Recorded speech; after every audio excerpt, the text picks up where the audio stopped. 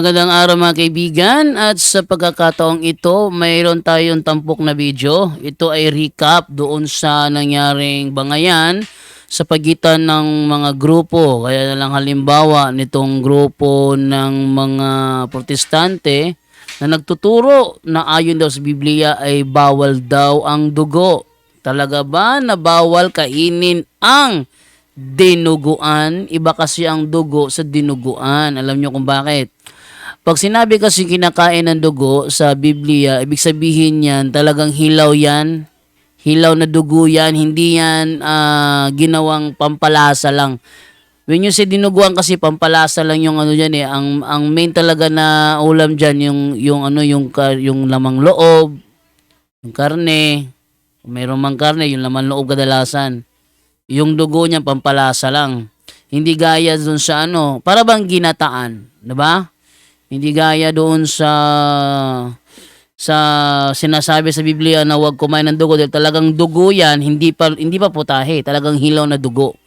At purong dugo talaga ang iniinom, purong dugo. Walang halo na kahit ano, walang sibuyas, walang bawang, walang asin, walang timpla, talagang purong dugo yan at hindi pa luto. So, yan ang pinagbabawal. Kaya yan ang ating tampok dito sa video nito kung saan nakipagbangayan ng isang member ng taga-ibang sekta tungkol sa bagay na yan. Kaya sa mga bago pa po sa akin channel, please po don't forget to hit the subscribe button at ang notification bell para maging notified kayo sa bawat video na ilalabas ko sa channel na ito. Kaya wag na po natin patagalin, simulan na po natin.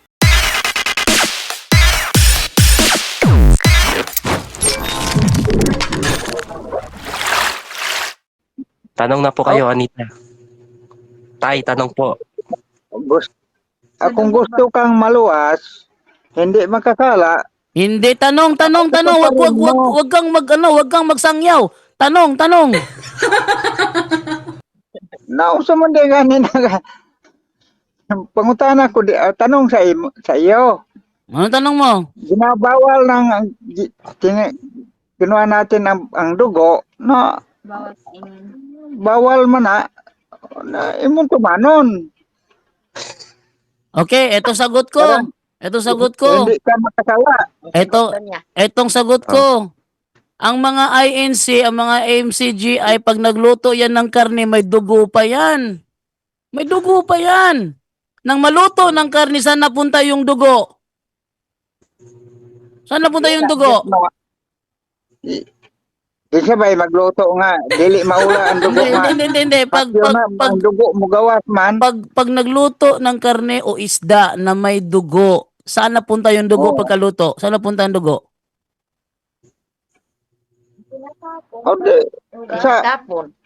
Ha? Tapon. Halimbawa, isda. Tapon. Halimbawa, isda, tinola, nilagay mo sa mainit na tubig. Nasaan napunta ang dugo no? Saan napunta? Hugasan yun. Hugasan yun. Nang hinugasan nyo ang isda, anong nangyari sa karne? Pula pa rin ba o hindi na? Hindi na. Puti na. Puti na yung isda, kawawa naman kayo. Ito sagot natin ano? Bigyan ko kayo sagot. Ito, makinig kayo ha. Etong sagot ko. Sa Biblia, hindi ipinagbabawal ang dinuguan. Okay? Hindi. Wala sa Biblia na ipinagbabawal ang dinuguan. Actually, kahit anong bersyon ng Biblia pa yan, kahit anong talata ng Biblia pa yan, walang sinasabi Biblia, bawal ang dinuguan. Alam nyo kung bakit? Nang isinulat ang Gawa 15:29, hindi pa naiimbento ng Pilipino ang dinuguan. Sa madaling salita, hindi pwede ipagbawal ang isang putahing hindi pa naiimbento. Kasi paano ipagbabawal ang isang putahe na hindi pa naiimbento? Hindi mag-iisip yung mga pinagbawalan. Ano yung dinuguan? Ano may dinuguan? Yung ba parang ginataan? Kasi yung termino kasing dinuguan, parang term na ginataan. When you say ginataan, hindi naman ng gata ang primary kinakain nyo. Kumbaga, yung gata, pampalasa na lang yon, yung ginataan. Yung dinuguan, yung dugo, pampalasa na rin. At putahin na siya. At kung putahin na siya, ano siya sa kategory na food. Pag naging food na siya, ano sinabi sa sa Marcos 2:20, 19 hanggang 20, ang sabi doon, lahat ng pagkain nilinis na ng Diyos. Lahat ng pagkain. Ngayon, kapag yung dugo na sinasabi sa Gawa 15:29, dinuguan ba yun? Hindi. Yun ay dugong hilaw na kinukuha mula sa katawan ng hayop na hinihigop gamit ang tubo. O, next question.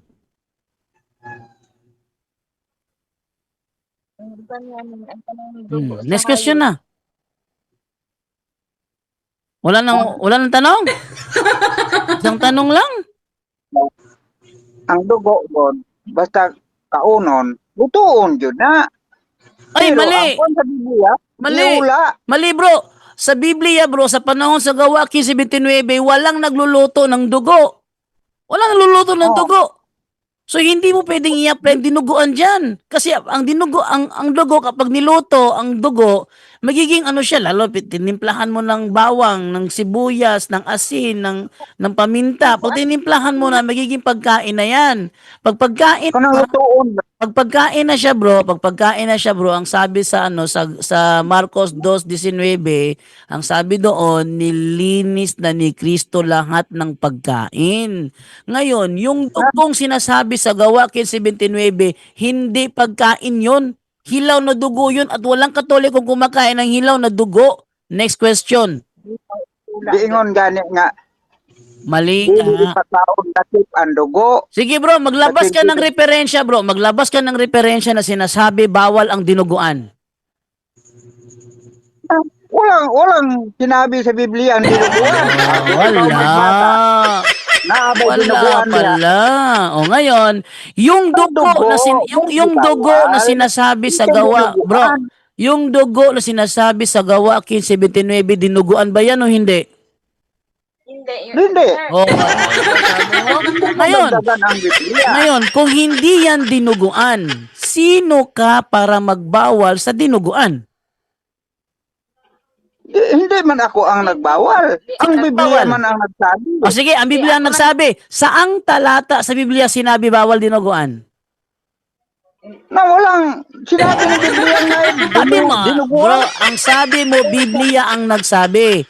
Sabi mo, Biblia ang nagsabi. Bigyan mo ko sa Biblia na sinabi bawal ang dinuguan. Sir, Parang Sir. hindi ka magkasala. Hindi mo Ibigay mo bro, kasi sabi mo kasi, Biblia ang nagsabi. Biblia ba talaga ang nagsabi o ikaw lang? Kasi kung Biblia ang nagsabi, bigay mo yung talata. sir, Saan talata? sir, ako lang yun ang nag-post sa Facebook na bawal ang dinuguan kasi dinuguan, pagkain niya siya ulam. Yun ang minimin ko. Pero, dugo man yun siya, sir, sa sa hayop, sir, tas niluto siya para maging isa, ma-express na siya na pagkain ulam. O ngayon, niluto. Ang tanong, Pero walang nasulat sa sa Bible, dinuguan yung minimin. Yung min lang doon sa Bible, dugo. mali. Yung minimin na dugo sa Bible, hilaw na dugo yon. Bakit? Ang kaugalian kasi ng mga pagano, yung hayop, tinutusok ng tubo sa leeg para higupin yung dugo. Hindi niluluto. Kasi ang pag-uunawa kasi nila noong una, ang mga Diyos ay pumapasok sa katawan ng hayop. Ngayon, kapag hinigop nila ang dugo ng hayop na akala nila pinasukan ng Diyos, maa-absorb nilang kapangyarihan ng Diyos mula sa dugo ng hayop. Kaya hindi niluluto yun, hinihigop yun talaga. Ang tanong ngayon, sinong Katoliko ang nakita ninyo na humihigop ng tunay na dugo ng hayop? Wala naman ako nagsabi ng ganyan. Yan ang problema. Yan ang problema sa nagbabasa ng Biblia, hindi alam ang historical background. Ang pinapakinggan lang kasi yung kanilang leader. Anong relihiyon kayo, bro? Anong relihiyon kayo? Church of Christ, sir. Ayun, Iglesia ni Cristo kay Manalo. Yung kay Manalo ba? Hindi, sir. Iba yan, sir. Yung Church of Christ na walang instrumento. Yes, sir. Ayun, yung kung saan nabibilang si Samudal. Yung Church of Christ na walang instrumento, naniniwala silang Diyos si Kristo, pero wala silang instrumento. So, yung kanilang sinasabi ngayon na dinuguan, kanilang interpretation lang yon. Actually, kung pag-aaralan mo ang kasaysayan sa Gawa 15:29, hayop na buhay, tinutusok yung liig ng tubo, hinihigop yung dugo. Yun ang ginagawa nila. Hindi niluluto yung dugo na yun. Hindi niluluto yun eh. Paula ra na. Matigas ang ulo sinabi ko. Hindi nga, yung dugo nga sa gawa 15:29, hinihigop yon sa tubo. Hindi yun niluluto. Pangalawa, ano? Yung dinuguan, ang dugo doon, pampatimpla lang naman. At saka, luto na siya. Pag niluto na pagkain, na pagkain na, ang sabi ni Kristo, nililinis na niya lahat ng pagkain. Ngayon, ang dinuguan, putahing gawa ng Pilipino yan. Hindi ang gawa ng mga Israelita. Yan ay gawa ng mga Pilipino. So, ibig sabihin, wala sa Bible na bawal ang dinuguan. Kayo lang ang nagbabawal. Yes, sir. Kaya yun kasi ang believe namin na pag Hindi once dugo, pagkaon. hindi talaga kinakain. Kaya hindi kami Mali. kumakain. Kasi hindi ako naniniwala dyan. Pag kayo nagbili ng isda, pag kayo bumili ng isda, hinugasan nyo, puti ang laman. Hindi siya mapula pag nilagay sa sabaw. Inuha ra man ng reason. Wait lang. Hindi. Sa amin, nililinis talaga, Buta sir. na isda. Pag nagluto kayo ng karne, yung karne niluluto nyo, maputla ba? Maputla o mapula-pula? Mapula-pula siya, Oh. sir. Bakit mapula-pula ang karne? Anong dahilan? Nagigaling sa dugo. Bakit mapula-pula yung karne? Ano yung nakapagpapula sa karne? May dugo. May dugo. Nang siya'y ipatong nyo sa nagbabagang uling para lutuin, saan napunta yung dugo? Napasta kay Sagutin sa ano niya. Nung siya'y pinatong nyo sa nagbabagang uling, saan napunta yung dugo? Nandun na sa ano, kawali. Bali, Naluto? Naluto? opo. Pag naluto, nakain nyo o hindi? Kinakain, pero mikuha. Nakain nyo ba? Nakain nyo ba? Nakain nyo o hindi? Tula gid ang dugo kanang. Hindi. Kasi bagoy mag-ihaw lang nga way dugo. O ngayon, nung nag-ihaw na kayo, pinatong sa nagbabagang uling, naluto na yung karne, kasama bang naluto ang dugo? Yes or no? Wala na to yung dugo, kaya gipahigop man to. Anong ilang dugo? Yung sabi nyo, yung karne, pag pinatong sa nagbabagang uling, mapula-pula siya. Ano ang nagpapula sa karne? Dugo. Tama o mali? Kaya nga ano daw, ang karne pula pa. Oh. Loose pa. Nakahilaw pa. O yun na nga, hilaw. Dahil hilaw yung karne, may dugo pa ba yun sa loob o wala na? Wala na. Eh kung wala na, ba't mapula? Ba't pula? Mugay daw, nga ano daw pula ang karne. Ba't pula? Baling sa dugo. Unod. Na, may yung giniingon. Unod man na di man na dugo ano ka pula, unod pula man na. Bakit naging pula ang laman ng sige. Unay kuan sa At atin tanongin si Laman? ChatGPT. pula. Ang dugo ba, tanongin ko si ChatGPT dito ha, ang dugo ba ang nagpapapula sa karne? Papapula sa karne? Ano natin? Anong sagot? Share screen, Brad. Oh, Brad, share screen. ang sabi dito, ang sabi dito, ang kulay pula sa karne ay dahilan sa puti na tinatawag na may myoglobin. Myoglobin. Oh, ibig sabihin may dugo. Ang dugong nakikita mo sa uncooked meat sa steak, ito ay tubig na may halong myoglobin. Ngayon, ang tanong ngayon, ano ang nagpapapula sa karne? Nagapoy dugo siya gamay. May Pero dugo na gamay. O sige, wag na kayo makano ha. Mayroon siyang konting dugo. Yung konting dugo na yon na Iula na na, di yung ihaw na na. yung konting dugo na yon na nandoon sa karne nang ipatong sa nagbabagang uling, sa napunta yung dugo. Alam dugo. Tingin mo. Di sagot Sila bro, man yan. sagot bro para tayo makapag-move on ba. 10:46 na bro. Bro, 10:46 na, sagutin nyo na diretso para matapos na tayo. Nung pinatong na ang karne na may konting dugo sa nagbabagang uling, saan napunta yung dugo? wait lang. Yung signal, wala, Ay, wala. dili Sige na, bro, naman. 10:46 na. Pakisagot na, diretso na tayo. Kasi pagipagsubukan ng sadya eh. Nung ang karne na may konting dugo, pinatong sa nagbabagang uling, saan napunta yung dugo na konti? Na, wala na. Ano naman Natural. ang dugo? Sa akin kasi Tumalon Wala ba? lang ang laman. Tumalon ba ang Wala mo dugo. tumalon ba ang dugo o nalutong kasama ng karne? Wala nang dugo. Hinugasan naman na. amo gani ang pasabot nga no pa daw pula daw ang Bro, karne. wag mo ko Ay, lokohin, bro. Kahit pa hinugasan mo yung Sa karne. dugo. Bro, wag mo ko lokohin kasi kahit pa hinugasan mo yung karne, pag piniga mo yun, lalabas pa rin yung dugo. Wag tayong maglokohan dito kasi naka-live tayo ngayon, ano? Naka-live tayo ngayon. Wag lokohan. Pag kahit pa hinugasan mo yung karne, pag piniga mo yun, lalabas pa rin yung dugo. Ngayon, pag nilagay mo yun sa nababagang uling, saan napunta yung dugo na doon sa loob ng karne? Naluto bang kasama ng karne o tumalon doon sa uling?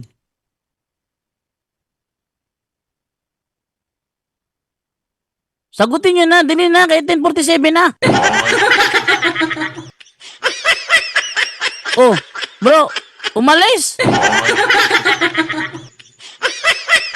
Mali. Ba't sila umalis? Minamadali ko na kasi 10:47 na eh.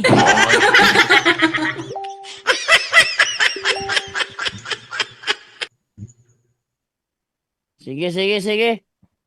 Dito na lang tayo sa kay Brother Angel, sa uling mensahe ko sa lahat. Brother Angel, ikaw na. Comment section. Brother Angel, ikaw na, Brother Angel. Nawala si Brother Angel, umalis na si Brother Angel. Baka umalis na si Brother Angel kasi masyadong eh. Ang tagal nilang pumasok. Tapos, akala ko ba magipagsubukan, bro? Ba't hindi nagipagsubukan yun? Parang, ano lang eh. Parang, nanggulo lang eh. Akala ko ba nagipagsubukan? Tinanong ko siya eh. Anong yung karne?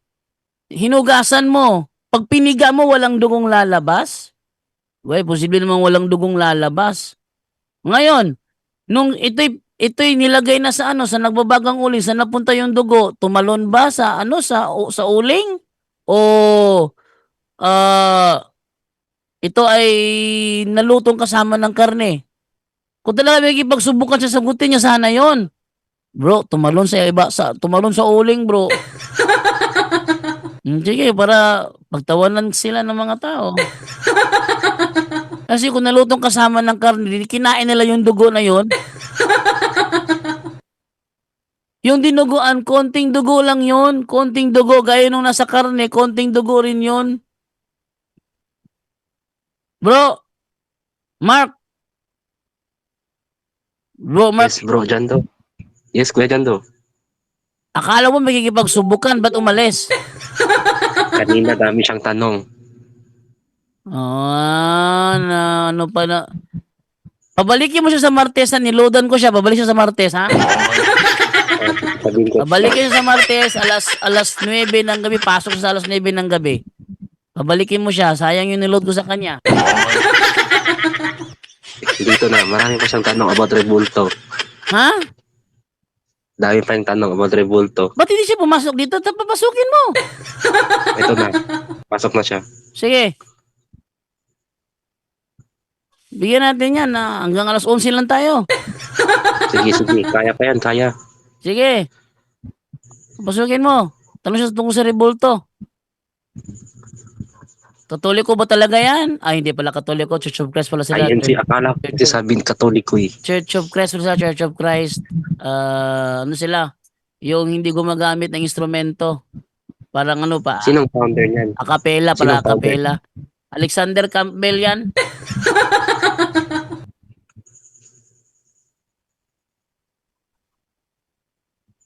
Diyan na. Hello?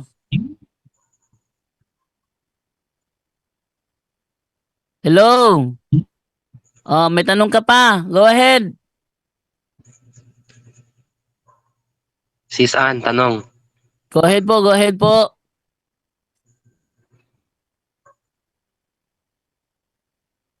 Naku, ayaw na yata magtanong. Oh, umalis na naman ulit. Signal daw sabi niya. Ha? Ayan na, ayan na. Hello?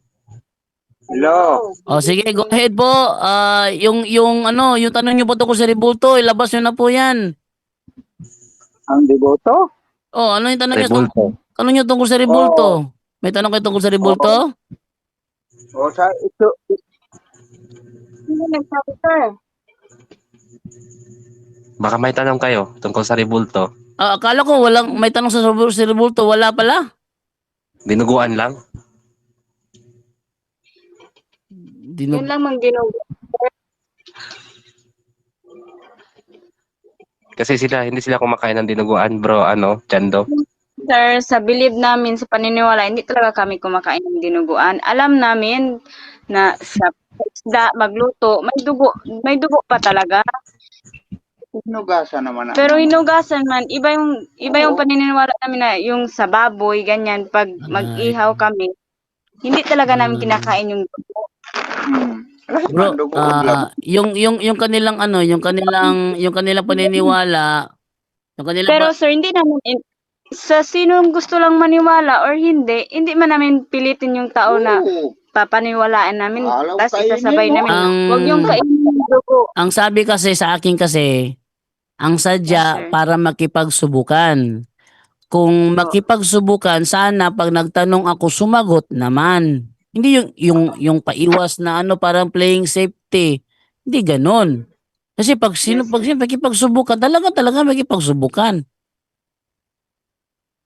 Kaya nag-load sa'yo. Oh, nag-load pa ako para para talagang makontak kasi wala raw internet. Wala nga talaga sir dito. May piso wifi pero hindi umaabot dito Yun. yung connection. Yun na nga, kaya nga ako nag-load tapos tatakasan lang ako pag naiipit sa tanong. Sige, pwede pa kayo magtanong. Kasi hindi mo sila Catholic. Kasi kami sir, Wala kayong tanong, nagarespeto. wala kayong tanong tungkol sa Katoliko. Ba't kayong Katoliko ganito? Ba kayong Katoliko ganito? Wala kayong tanong. Kami sir, nagarespeto kami sir sa ibang mga relihiyon. Kasi sabi kasi ni Mark Yam kasi kanina dami daw niyang tanong kanina. Ngayon nandito na ako, pwede na siya magtanong anong gusto niyang itanong. Hindi sir, si Mark, nagpo-post kasi ako sa Facebook sir about sa Bible. Sa Bible ako kumukuha, hindi ako nagadagdag ng nagbabawas, nagdadagdag kung anong tungkol sa Bible. Kasi yung sa Bible, kung ano yung nasulat, yun na talaga. Si Mark kasi nakita niya yung post ko about sa dinuguan. Kasi gusto lang mag-share. Pero hindi ko naman kinakat yung mga tao na papaniwalaan nila na ganyan. Okay. Nakadepende na yun sa tao. Kasi ako sir, ayaw ko ding makapanakit ng tao na Sige. masaktan Ako na lang ang magtanong. Ako na lang ang magtanong, no. Sabi mo kasi ang pinopost mo yung nasa Bible lang, Si Opo. si David Bro, ba? kinote niyo yung Oh, yun na nga. Ako lang magtatanong sa kanya. Si David ba gumagamit ba ng alpha o hindi? Si David ba daw gagamit ba daw alpha? Oo, si David na ang mahilig sa alpa. Yun. Si Propeta David, pag kumakanta ng awit, gumagamit ng alpha. Pag kayo ba kumakanta, gumagamit ng alpha? Hindi. Hindi. Akala ko ba ang pinopost nyo yung nasa Bible lang? O sige, saan sa Bible mababasa natin na kapag kumanta bawal ang instrumento? Asa daw Bible daw? Asa daw Sa Amos 5. 23. Oh, Ay, iba yan. Walang sinabi dyan na bawal ang instrumento. Yung bigyan mo ko ng talata na talagang bawal ang instrumento kasi bigyan mo ko ng talata. Alam ko yung nasa Amos 5:23. Maingay yung inyong awit, di ba? Maingay yung inyong hindi. awit. O ngayon, Ang Panginoon di makinig. sige, naghihintay kasi ako Bigyan mo ko ng talata na bawal ang instrumento kasi inamin nyo si David gumagamit ng alpa. Bigyan nyo ko ng talata, bawal ang instrumento. Na wala nagsabi Biblia nga bawal, hindi makikinig ang Panginoong Diyos Ibig sabihin ba hindi pinakinggan ng Diyos yung awit ni David? Oh, si Amos ang nagsabi, si David ay mahilig sa alpa. Yun na nga, dahil si David ay mahilig sa alpa at gumagamit ng alpa. Ibig sabihin ba hindi pinakinggan ng Diyos ang awit ni David? Di ba daw paminawan sa Ginoo ang awit ni David nga gagamit og alpa? Kasi si Amos may nagasulti, nga dili makinig ang Dios. Saang talata sinabi ni Amos na hindi pinakinggan ng Diyos ang awit ni David dahil gumamit ng alpa? Ano, wala na po na, dili na sulat mo po. Lahi mo na si Amos o kana si David. O yun na nga eh.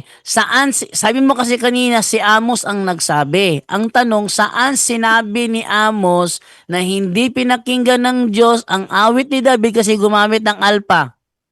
Aba daw verse nga si David wala gidungog sa Ginoo ang iyang awit nga gagamit og alpa. Wala bersikulo diha. Wala sabi ang Biblia. Ngayon ang tanong, Gusto mo pagdagan. ngayon Ang ang Biblia hindi ngayon ang pagdagan. tanong, nung si David ay gumamit ng alpa para awitan ang Panginoon, pinakinggan ba siya o hindi?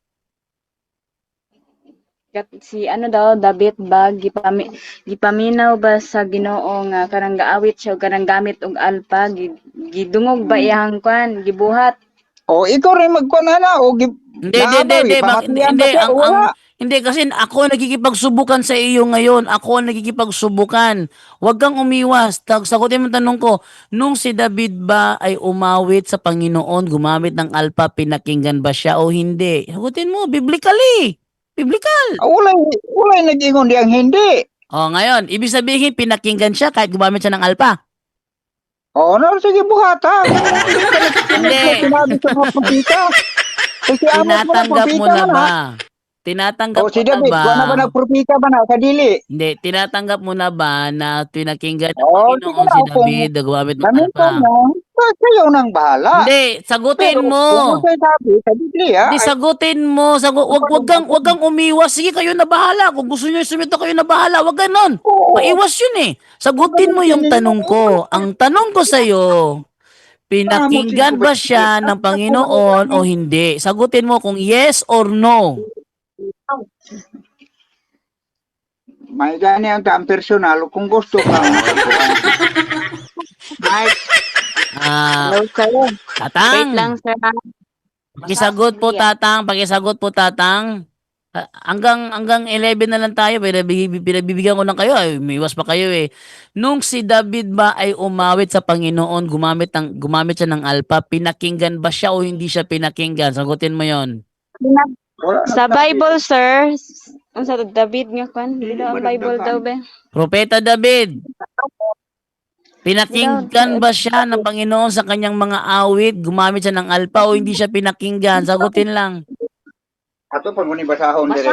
Basaha. Oo, atong basahon ni sa Amos. Di sa ano kay Si David. David niya giingon gani. Mm. Ingon gani nga si David. Amos. David man nagaingon. Kuan gani nga sama ni David. Mm. Wait lang. Kumpara na kay Oh, kay Dali. David. Og siya may tindog og asa. 23. Amo na ba na? Maamos ba na? Di man na mikala ano na. Ay, malakay man din eh.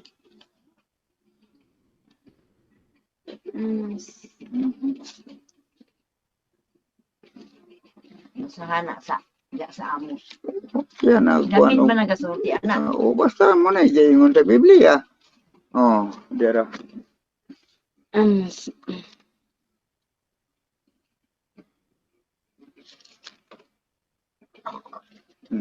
Yeah. 23. Ipalayo ninyo. Wow.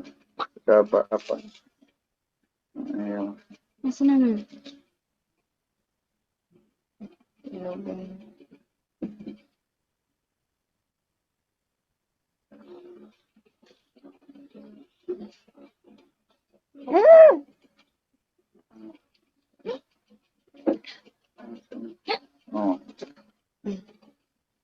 ipahilayo ninyo kanako ang kasaba sa inyong mga awit, kay ako dili manimati sa tingog sa huni sa mga mananoy sa inyong mga bayulin.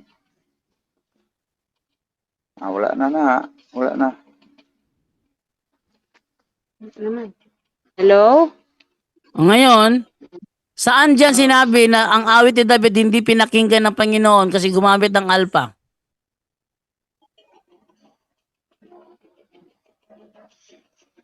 Gingon, Asa daw nga verse nga ang kanta daw ang awit ang kanta daw ni David wala daw gidungog sa Ginoo. na walay verse diha. Kung nag-verse imong pangitaon, wala kay makita sa Oh, Biblia. sige, ito ha. Next kong tanong ha. Nung si David ay umawit sa Panginoon, gumamit siya ng alpa, pinakinggan ba siya ng Panginoon o hindi? Muhatag daw verse pa. Nagamit. Nga si David ba daw nagamit og alpa gidungog gipaminaw ba sa Ginoo ang iyahang gibuhat nga kanang pag-awit gamit ang alpa? Gipaminaw ba wala? Gidungog ba to yang gibuhat? Wala man pud siya wala man nagkuan diha nga nagakuan diha siya sa Ginoo nga nagkuan. Okay. So ibig mong sabihin hindi siya pinakinggan ng Panginoon kasi gumamit siya ng alpa. Oo. Mahilig lang siya ng alpa. Yun na nga. So dahil may siya sa alpa, hindi siya pinakinggan ng Panginoon. Siyo ba dili mamati ana? Yun na nga, ibig mo baga sabihin na hindi pinakinggan ng Panginoon ng kanyang awit kasi gumamit siya ng alpa. Oo, yapil man niya sa Panginoon. Sa Bible yan. Sa Bible yan na hindi pinakinggan ng Diyos si David kasi gumamit siya ng alpa. Saan sa Bible yan?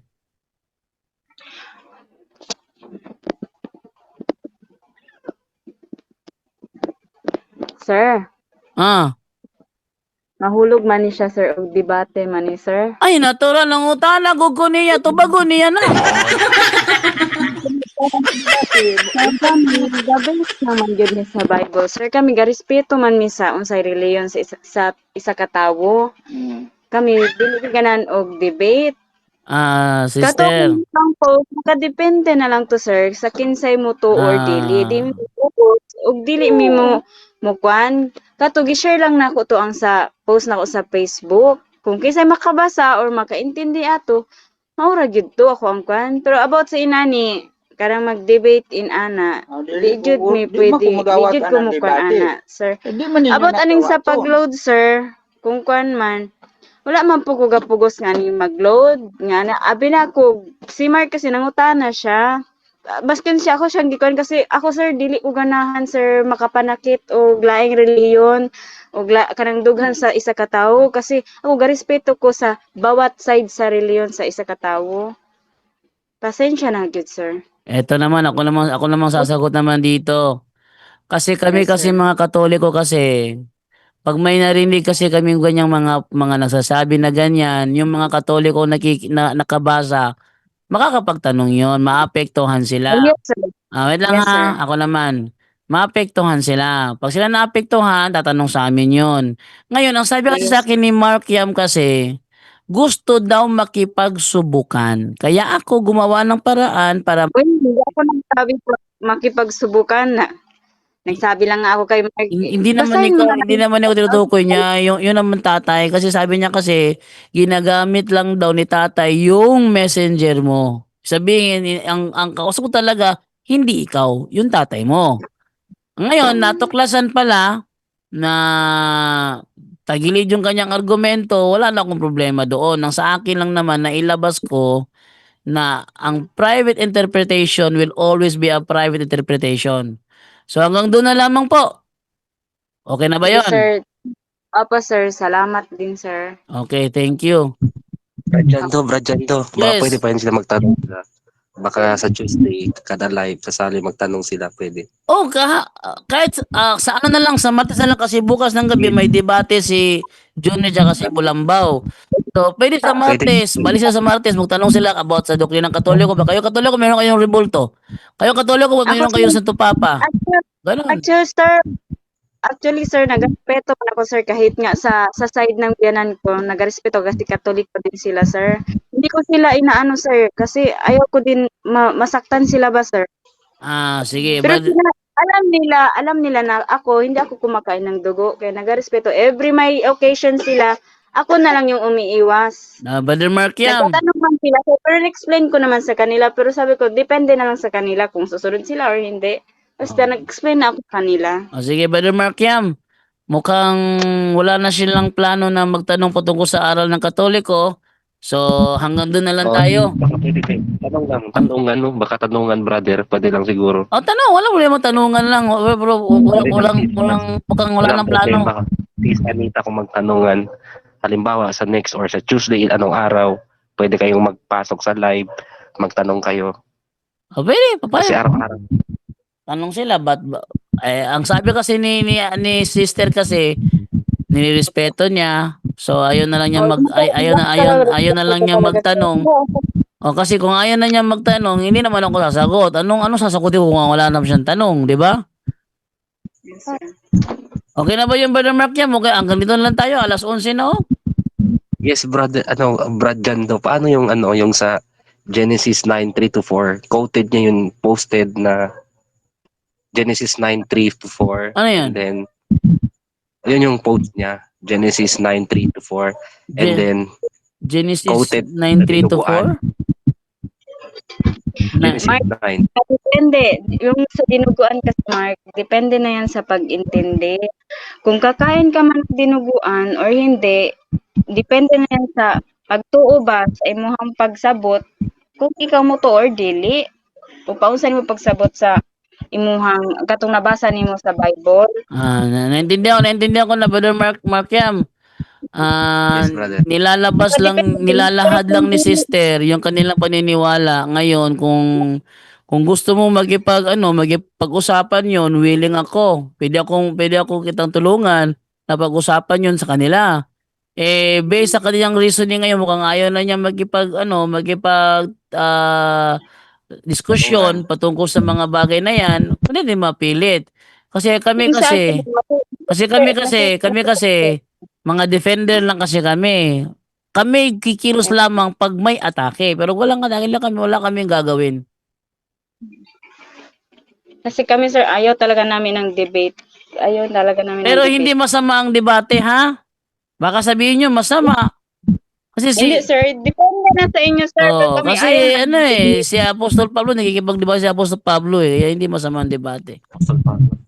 Masama lang siya pag hinaluan na ng para bang Debate, di ba? para bang insulto, patutsada, pag ganyan ng mga hinalo, wala na, hindi na magandang diskusyon yan.